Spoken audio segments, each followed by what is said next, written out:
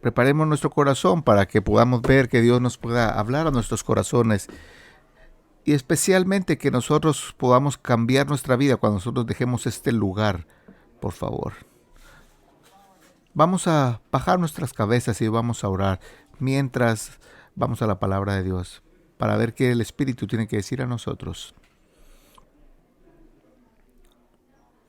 Padre, qué privilegio tenemos de venir y de alabarte,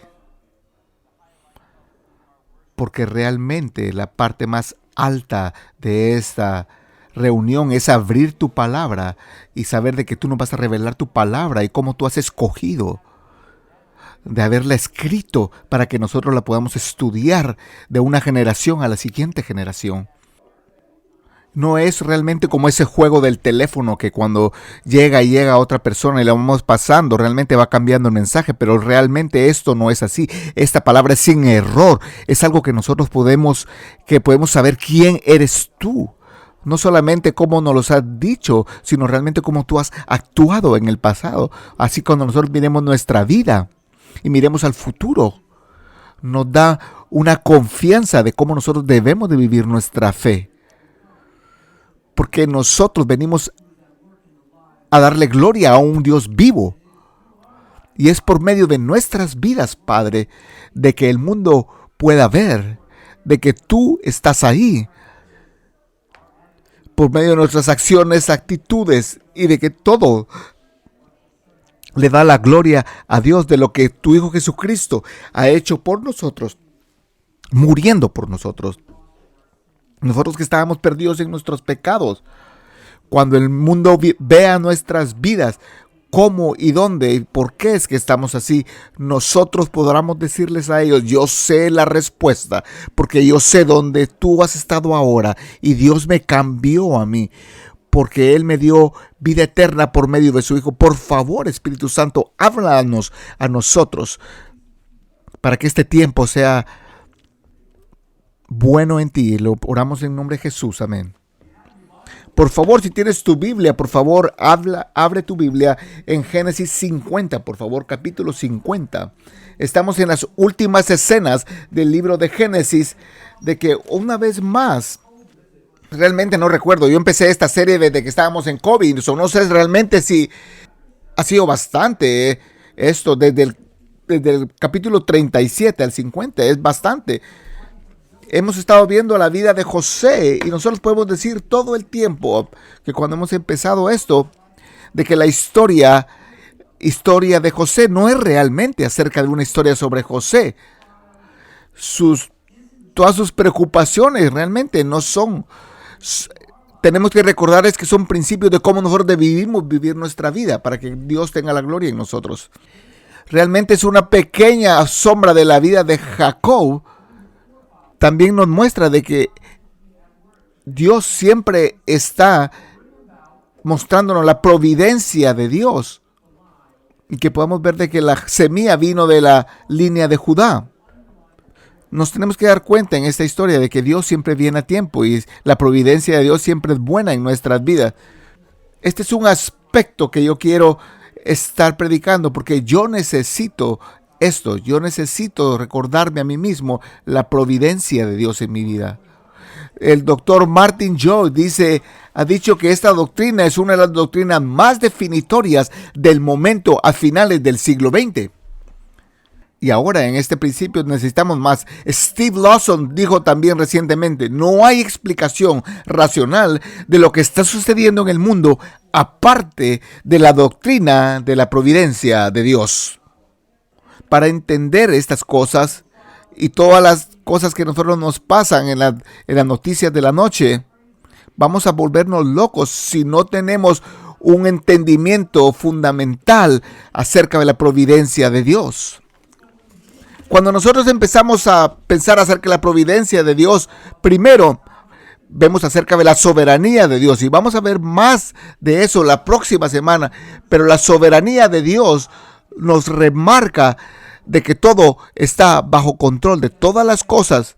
Él tiene plan A y B Y solamente hay un plan A, no hay plan B, no hay plan C, solo hay un plan y es el plan A. Y siempre ha estado trabajando Él en ese plan desde la fundación de la tierra. Dios está trabajando siempre y Él va a darnos esa providencia. La soberanía de Dios está trabajando y la soberanía está en acción. Para nosotros como creyentes, la providencia de Dios nos da un confort. Mientras cuando los tiempos difíciles vengan, nuestros corazones deben de tener confort, de saber de que Dios está ahí y de que las cosas no son una sorpresa para nosotros. No es una sorpresa para Él, pero algunas veces puede ser sorpresa para nosotros. Pero también nos da esperanza, porque cuando muchas veces nosotros estamos defraudados, nos da esperanza y Dios sabe mejor que nosotros. Así que nosotros estamos viendo ese aspecto del trabajo de Dios en la vida de José y ha sido completado. Una de las razones por las que quiero ver la providencia de Dios acerca de la vida de José, yo creo realmente de que van a haber unas nubes de persecución sobre la iglesia muy pronto. Y estas nubes posiblemente van a hacer sentir a la iglesia confundida. Pero deben entender, la providencia de Dios nos va a dar esperanza sobre esos tiempos duros y nos va a dar confort, nos va a dar la fuerza para seguir adelante, no importando las circunstancias en las que nos encontremos. Así que cuando nosotros descansamos en la providencia de Dios, nosotros debemos de saber de que Dios está en control de lo que pase. Vemos en el capítulo 37 una cosa tras otra en la vida de José.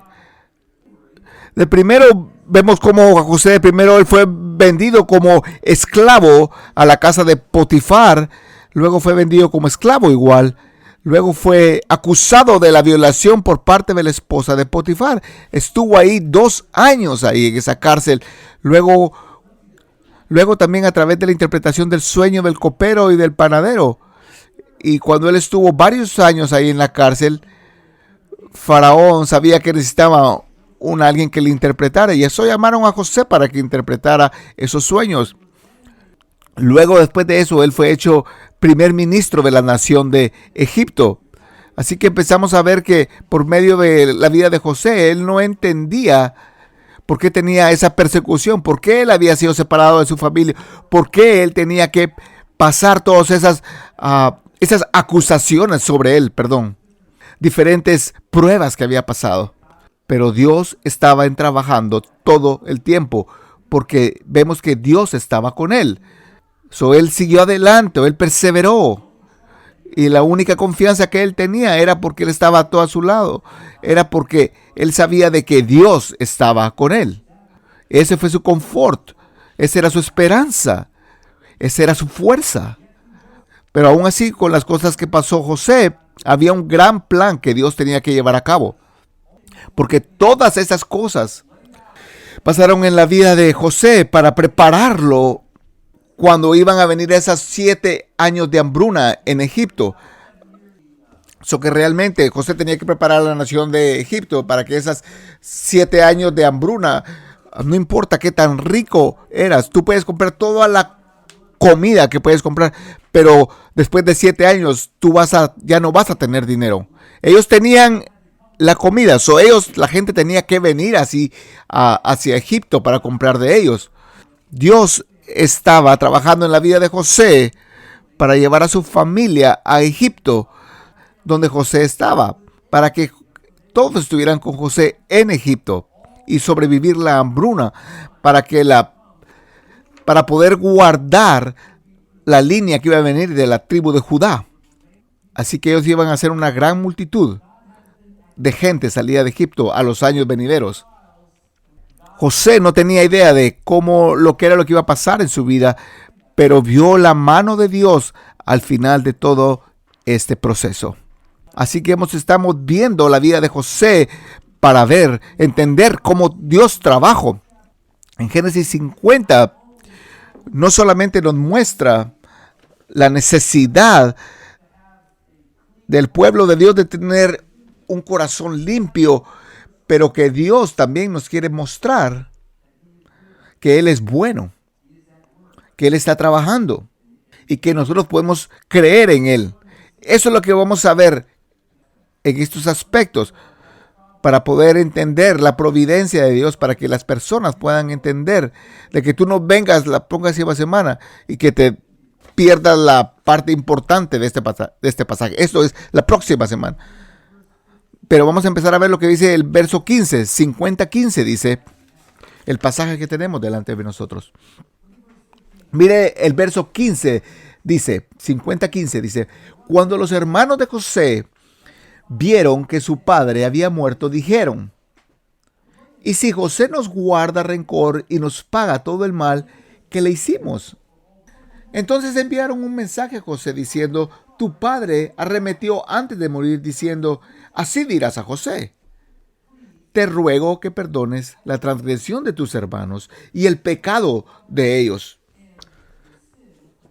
porque te hicieron mal. Y ahora, por favor, perdona la transgresión de los siervos del Dios de tu padre. Y José lloró cuando le hablaron. Vinieron también sus hermanos y se postraron delante de él y dijeron, henos aquí, porque siervos tuyos somos. Y le respondió José, no temáis. ¿Acaso yo estoy en lugar de Dios? Vosotros pensasteis mal contra mí, mas Dios lo encaminó a bien, para hacer lo que vemos hoy, para mantener en vida a mucho pueblo. Ahora pues, no tengáis miedo, yo os sustentaré a vosotros y a vuestros hijos. Así los consoló y les habló al corazón amablemente. Este pasaje que tenemos acá está encontrado en el libro de Génesis, que fue escrito hace más de 2000 años atrás. Posiblemente más de eso, 3000 años posiblemente. Aquí vemos cómo los hermanos de José han lidiado con los problemas de su pasado y cómo José ha lidiado con los problemas de él. Nunca habían lidiado los hermanos de José con esos problemas del pasado. En el lado de José, él había lidiado con ciertas circunstancias con sus hermanos.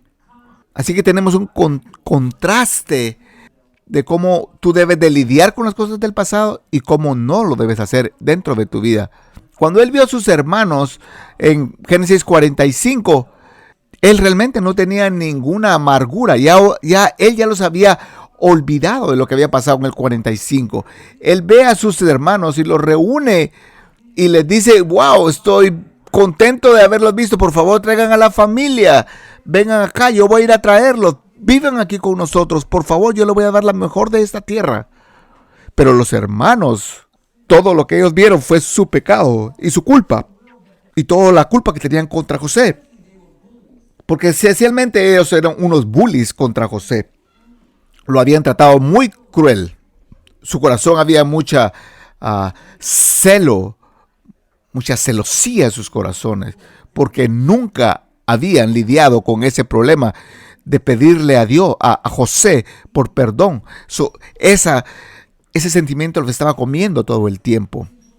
Vamos a empezar a ver esa primera parte. Vamos a ver la confusión interior de los hermanos. Miren la primera parte del versículo 15 para que ustedes puedan ver lo que estoy diciendo. En el verso 15 dice, empieza con los hermanos diciendo que su padre ha muerto. ¿Y ahora qué? Es la pregunta. El verso 15 dice, cuando los hermanos de José vieron que su padre había muerto, ellos habían vivido 17 años desde que habían sido reunidos con José nuevamente en Egipto.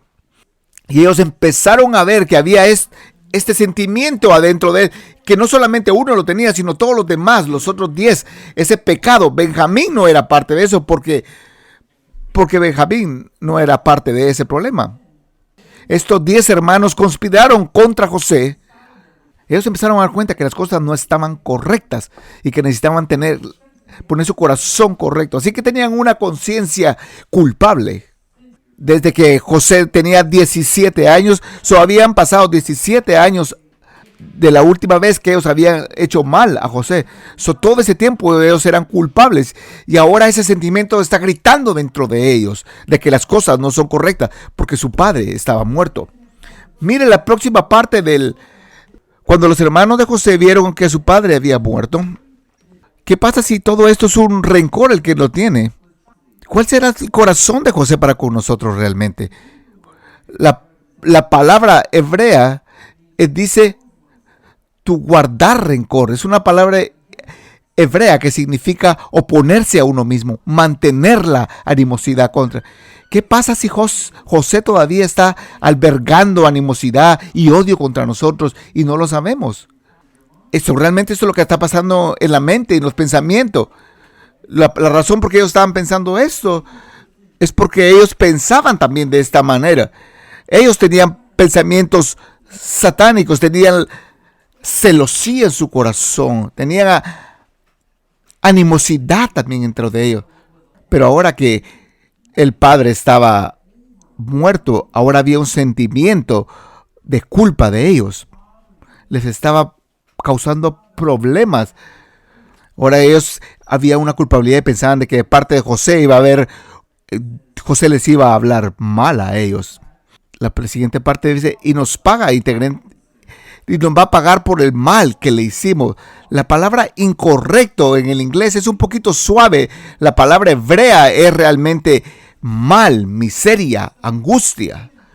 La traducción sería que si José nos va a mostrar toda su miseria y su angustia y el mal que lo hemos hecho.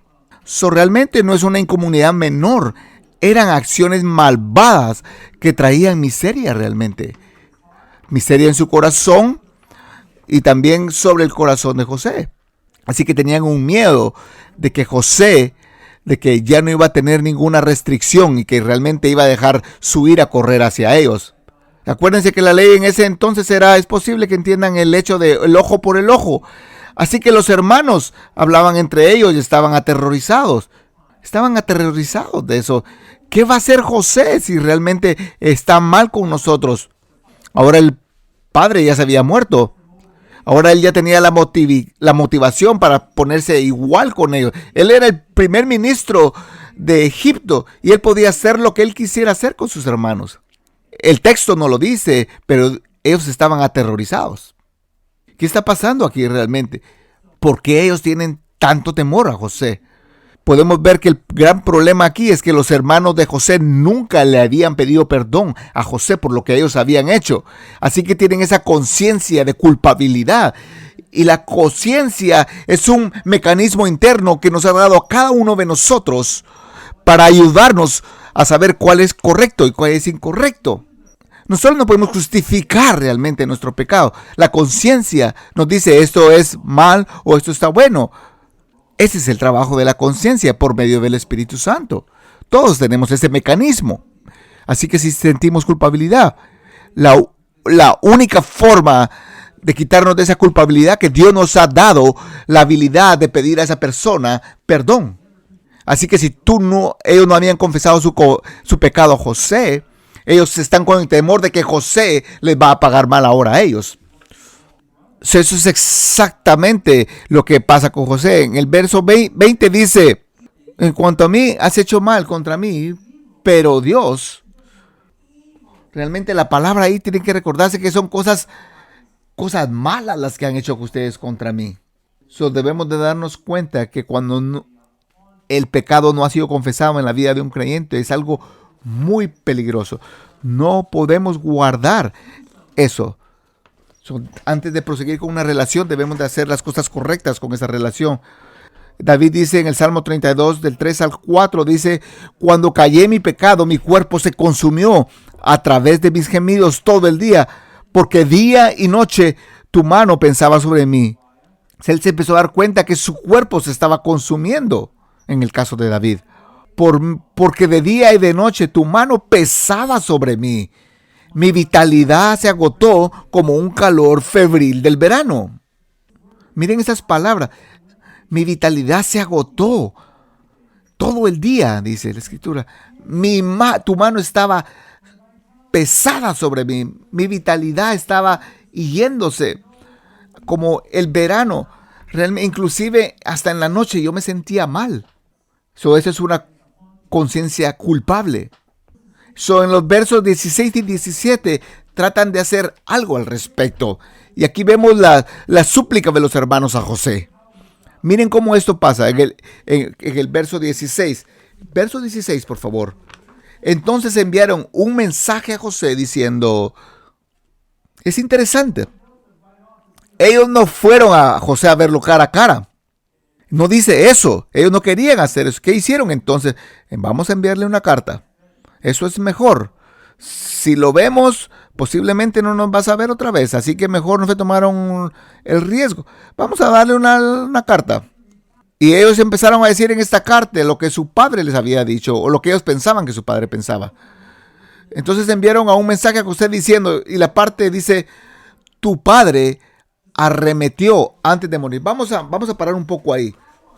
Él no dice nuestro padre, dicen ahí. Ellos dicen tu padre. Es una indicación de que la separación, la relación entre ellos, de los 10 hermanos y José, ha venido. Pues había una separación. No era realmente había un sarcasmo inclusive aquí en esto. Es porque los otros 10 hermanos nunca habían corregido ese pecado.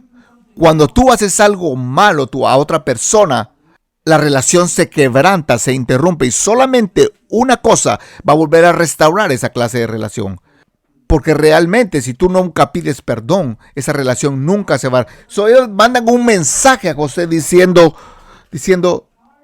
antes que Jacob muriera, él le dice a sus hijos, a los 10 hijos, ustedes tienen que venir y hacer esto con José. No es una opción. Si tú tienes que hacer las cosas correctas, tienes que hacer esto. Él les dice esto. Así dirás a José, te ruego que perdones la transgresión de tus hermanos. Ahora claramente podemos ver que la relación con José nunca había sido confrontada. En el capítulo 45, cuando José se da cuenta, ellos realmente no estaban 100% de acuerdo con lo que había pasado. En 17 años ellos nunca habían pedido perdón. Ellos vieron que José era la provisión de José, pero ellos nunca realmente pasaron adelante a pedir perdón a José. La confusión de parte de su lado. Ahora piensa que José va a tomar venganza de ellos. Así que la conciencia de ellos les está golpeando, especialmente cuando su padre muere. Eso es lo que pasa cuando tú le pides a una persona perdón. Esa carga pesada puede ser levantada de ti. Perdón es más que decir lo siento. Alguien puede decir lo siento, pero realmente ¿qué quiere decir eso? El verdadero perdón dice, cuando alguien realmente está pidiendo perdón, primero debes de confesar de que tú has pecado contra esa persona. Así que Jacob les dice a ellos en algún tiempo, por favor, perdonen la transgresión de tus hermanos. Tú tienes que humillarte antes de llegar a una persona para pedirle perdón. Es que tú les has hecho algo malo a ellos. Viene y les dice en la próxima parte, dice, yo les suplico, y esto es lo que les dice él que tienen que hacer. La reconciliación nunca tuvo lugar en la vida de ellos, porque nunca hubo perdón. Perdones, te ruego que perdones la transgresión de tus hermanos y el pecado de ellos, porque te hicieron mal. Los hermanos le hicieron algo mal a él realmente. En este aspecto del verso encontramos 3 palabras que necesitan ser expresadas. Vemos la palabra transgresión, que quiere decir rebelión contra Dios. La palabra pecado es una violación de lo que fue. Y la palabra transgresión, otra vez, Jacob le está diciendo a sus hijos, ustedes han transgredido contra José, han pecado contra José y ustedes han cometido un gran mal contra José. Esas 3 palabras es lo que le está diciendo a él. Eso es realmente eso es algo más que decir realmente perdóname. Por favor, perdona la transgresión de tus hermanos. José quiere hacer las cosas correctas y él quiere humillarse delante de ellos. Esa es la palabra de sirviente, es la palabra esclavo. Jacob no quería que tuviera problemas entre ellos, pero él les dice a sus hijos que tienen que tener perdón. Es como un padre realmente. Si Juanito le dice algo al otro, entonces, y le dice, I'm sorry, los padres tienen que venir y decirle, tú tienes que pedir perdón, ¿por qué? Oh, perdón por tirar la planta, pero tiene que ser algo más que solamente I'm sorry.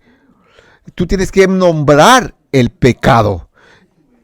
En la situación de los hermanos de José, ellos pecaron. Ellos hicieron algo mal hacia José. Realmente ustedes tenemos que tener mucho cuidado.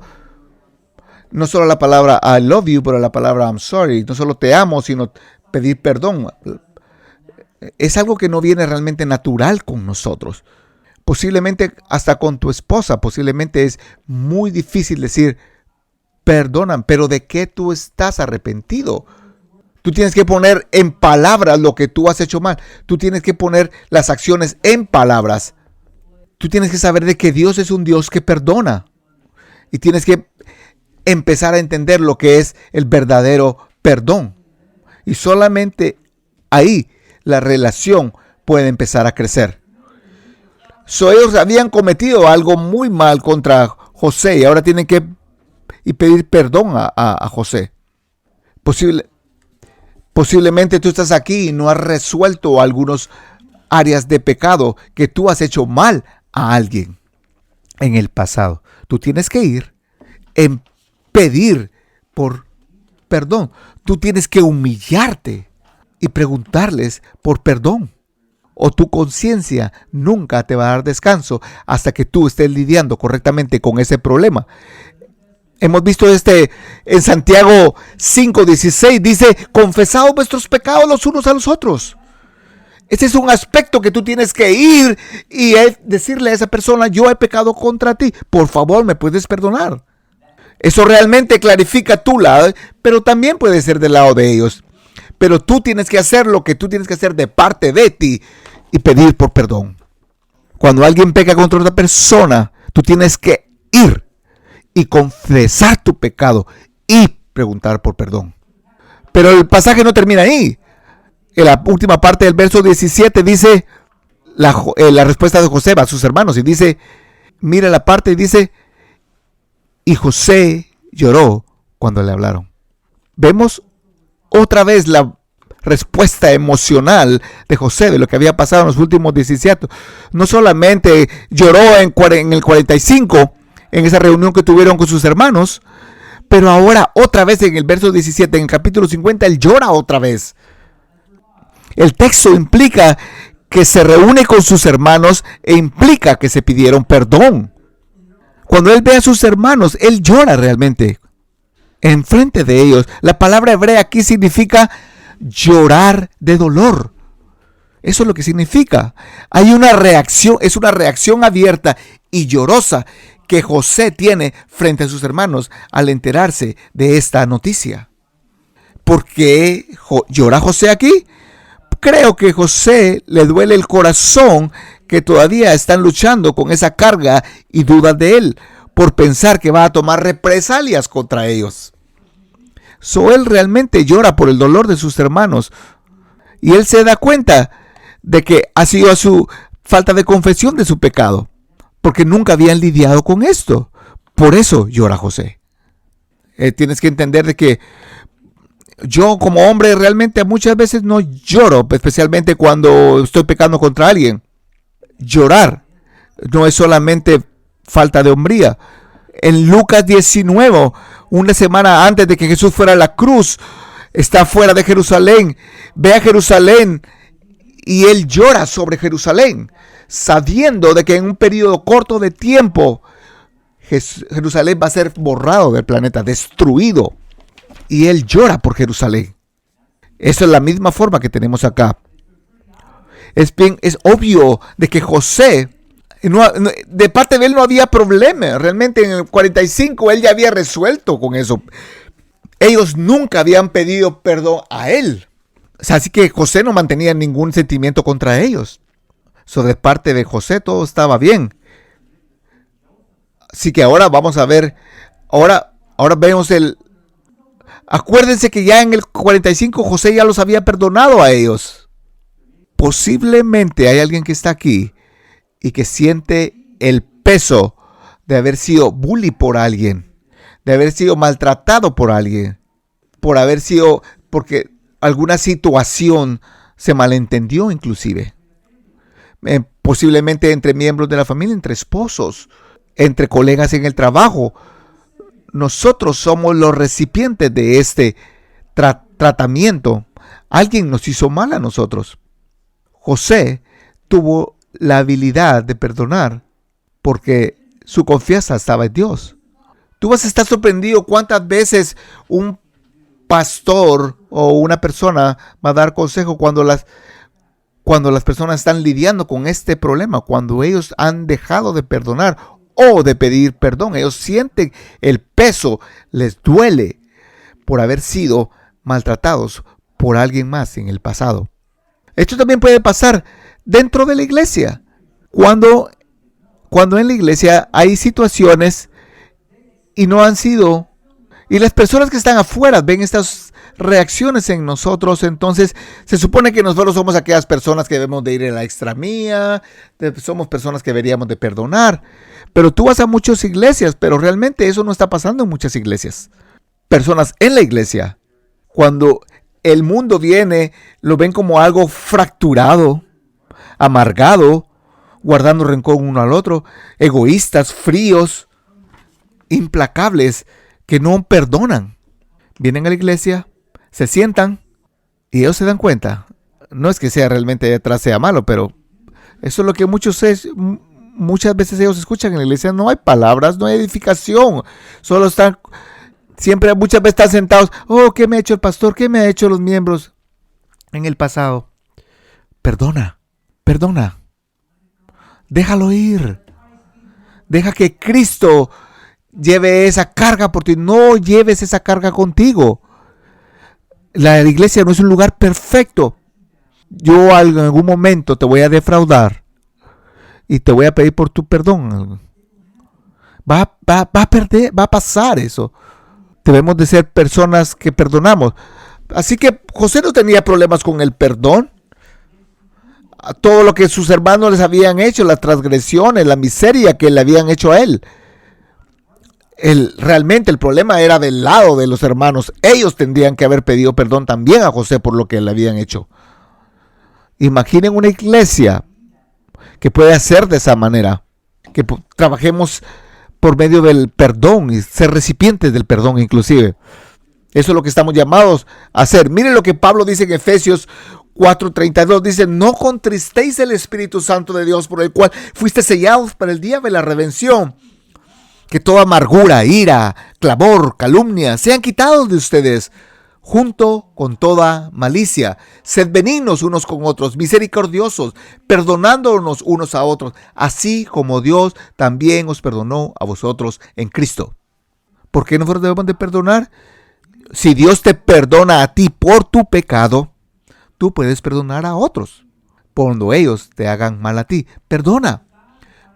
Porque Dios por naturaleza es un Dios que perdona. Salmo 86:5 dice: porque tú, oh Señor, eres bueno, estás dispuesto a perdonar y eres abundante en misericordia para con todos los que te invocan.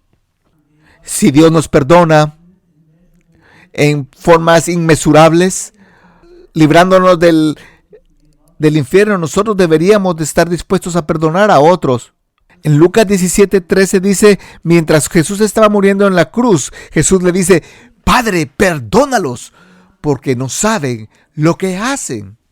Hay un predicador que me gusta, se llama Alistair Begg. Él dice: el estándar de nuestro perdón es el estándar del perdón del Señor Jesús, que fue un perdón total, completo, sin ataduras, que no tenía nada que ver con si lo que merecíamos o no. Debemos mostrar a otros lo que Cristo ha hecho por nosotros, el perdón que Cristo ha hecho. En la historia continúa en el verso 18 y dice: entonces se acercaron también sus hermanos y se postraron delante de él y le dijeron: he aquí, somos tus siervos. Ahí están ellos entonces en persona, se están humillando y le dicen: nosotros somos tus siervos. Cuando tú eres un esclavo, ellos se arrodillaron delante de él para darse cuenta de que habían pecado. Así que el verdadero perdón iba a traer bastantes emociones también. También a sus hermanos va a traer esto, humildad. En el verso 19 y 21 vemos la respuesta de José. La base del perdón de José se encuentra en su comprensión en la providencia de Dios, así como de perdonar. Mire el verso 19. Pero José les dijo, no temáis, porque estoy yo en lugar de Dios. Él trata de acallar sus temores, literalmente. No temas significa elimina cualquier miedo que puedas tener.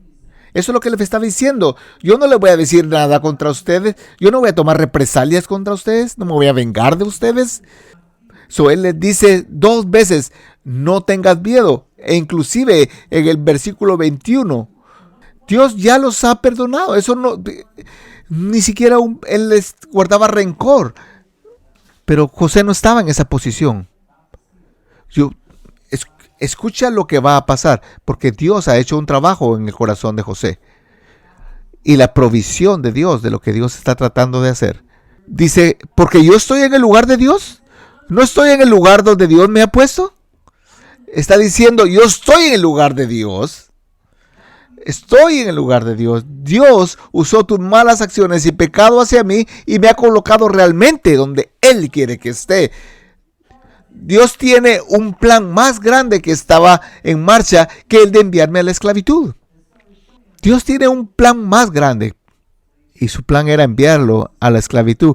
Y Él utiliza los pecados de los hermanos para llevar ese cometido. Por favor, vamos al capítulo 45 por un momento. Y vamos a ver este mismo aspecto, como 45:5. Esto, él entiende la teología y él entiende el entendimiento de Dios. Y él está descansando en la providencia y en la soberanía de Dios en el capítulo 45:5. Por favor, vean. Ahora bien, no se entristezcan, ni se enojen contra ustedes mismos porque me vendieron aquí. Porque Dios me dio delante de ustedes para preservarme la vida. Ustedes me vendieron aquí porque el hambre ha estado en la tierra estos 2 años y todavía quedan 5 años en los que no habrá arado ni siega.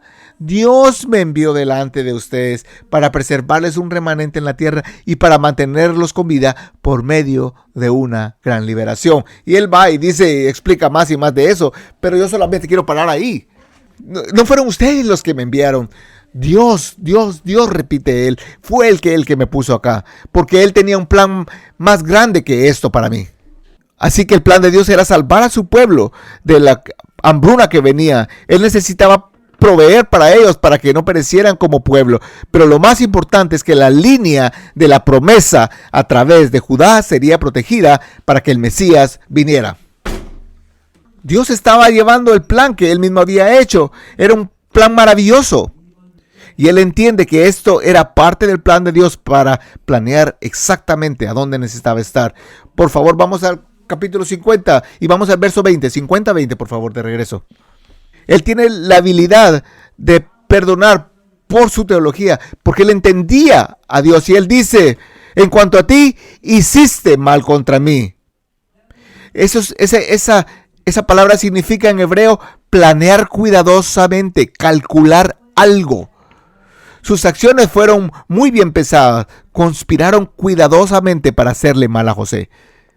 Realmente ese mal realmente era para traer miseria a José, a Judá, no a José. Pero mire lo que dice el final, pero Dios lo hizo para bien. La próxima semana vamos a ver esto más, pero Dios lo hizo para bien. Dios tomó esos planes y lo tornó para su buena. Miren lo que dice en Pablo en Romanos 8:28, en el verso que tú ya sabes. Todos sabemos, y dice, y sabemos que Dios hace todas las cosas que cooperen para el bien de los que le aman. Esto es, de los que conforme a su propósito son llamados. Los caminos de Dios están por encima de nuestro camino. Posiblemente no entendemos eso, lo que estamos pasando, pero hay algo que debemos de agarrarnos. Dios está en control. Él es bueno. y Él va a trabajar su plan en nosotros, para su gloria. Miren el final del versículo 20. Esto pasa en algo. Realmente parte del propósito era mantener a mucha gente viva. La razón por qué Dios hizo todo esto es porque Dios quería hacerlo así. Ya les dije yo ya los perdoné a ustedes. Por favor, acepten mi perdón. Quítense ese peso de sus hombros. Dios tomó mi pecado y el de ustedes. Y Él enterró nuestros pecados. Y eso es algo que muchos creyentes deberían de aferrarse. Porque algunos de nosotros podemos ver a nuestro pasado y decir y sentir por lo que yo he hecho en el pasado. Yo siento que nunca podré ser perdonado. Solo sentimos a veces, si algo malo pasa, regresamos a esos eventos que han pasado. Pero el salmista dice, tan lejos como está el oriente del occidente, hasta aquí ha quitado de nosotros nuestras transgresiones. Tus pecados han sido completamente perdonados. Tú no tienes que llevar ese peso sobre ti, lo que has hecho en el pasado, no más. Así que Dios ha estado trabajando. Él está trabajando su plan para el juicio, por lo malo que los hermanos le habían hecho a él. Él permite que, para su gloria, que a veces el pecado reine en esa forma. Y es una gran verdad. Dios usa la traición de Judas. Dios utiliza todos esos problemas que Jesús había pasado para enseñarle al pueblo de Israel que Él era Dios. Cuando toda esa gente gritaba, crucifícanlo, crucifícanlo, era porque Dios tenía control de eso. Dios utiliza cuando apedrearon a Stephen. Por medio de ese evento iban a traer la conversión de Saúl de Tarsus. Dios utiliza la maldad y la persecución de la iglesia primitiva para que la iglesia se dispersara de donde ellos estaban al mundo para difundir el evangelio donde quiera que fueran. Dios ha usado todo el mal que se ha hecho en tu vida para convertirte en la persona que dará gloria. Mire el versículo 21. Él les ha mostrado de que han sido perdonados y les dice: así que no temáis, yo proveeré para ti y para tus pequeños. Así que los consoló y les habló amablemente. ¡Wow! ¡Qué pasaje! Porque cada uno de nosotros hemos sido lastimados, hemos sido molestados, cosas malas nos han pasado a nosotros, no son fáciles de llevar ese peso, pero posiblemente tú has sido de los que has hecho bullying. Tú has maltratado a alguien, has hecho mal a alguien inclusive. Tú tienes que ir hacia ellos, pero tú no puedes encontrar la plenitud si tú no vienes a buscar perdón por ti mismo y vienes en fe. Ahí es donde viene el perdón realmente. Para entender el perdón que Dios le da a los pecadores, tienes que ver tu pecado y pedirle a Dios por misericordia. Para arrepentirte de tu pecado, porque Dios pagó por tu pecado en la cruz. Fue totalmente pagado, completamente. Así que tenemos dos grupos de personas. Aquellos que necesitan pedir perdón. Y si tú todavía estás en eso, tú tienes que pedirle perdón y dejarlo en los pies de la cruz. Tú no sabes cómo nuestras vidas van a pasar realmente. O alguna cosa que sí sabemos realmente es que las cosas que pasen es porque Dios quiere llevarse la gloria por su bienestar. Muchas veces son las únicas respuestas que tenemos en la consejería, porque eso me pasa, yo no sé. Esta última semana me sentí muy, muy mal. Todo lo que podía hacer es darle gracias a Dios. Y lo dije más de 100 veces, porque no podía decir más, gracias Señor. Esa es la forma que yo me sentía realmente. La próxima vez veremos cómo la providencia de Dios estaba completa en eso, pero realmente no lo comprendemos. Posiblemente nunca hemos escuchado el nombre de DJ Matson, pero es alguien que me ha movido realmente el testimonio. Él nació en 1957 cuando tenía 16 años. Le pidió al Señor Jesucristo que lo salvara. DJ fue un hombre que llegó a la fe y amó la palabra de Dios y el amor por el Salvador.